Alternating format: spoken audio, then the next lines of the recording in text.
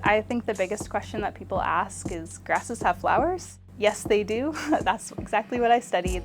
So grasses make up our cereal crops. Anything like corn, wheat, barley, rye, oats, those are all grasses.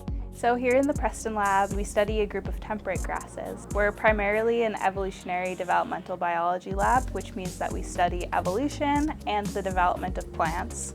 Certain plants in our group of grasses require a period of cold in order to flower in the springtime, and my research is focused on what happens when that cold period is not fulfilled or if it's interrupted by a really hot period.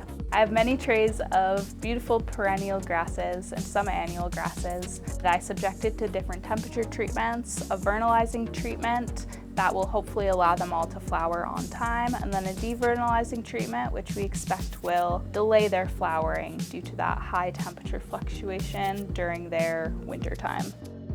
One reason I really love the Preston lab is that we do both growth experiments and genetic experiments. So day to day, this means I'm working hands-on with plants, looking at their morphology, looking at their developmental timing, when they flower, but also looking at their genetics and doing a lot of bench work in the lab and DNA and RNA sequencing experiments. This is important to study and understand what genes are underlying these responses because our climate is changing. We're having these warm winters, we've seen these 70-degree Fahrenheit January days, and if these grasses are not experiencing their full due winter, we need to know how our agricultural outputs will be affected.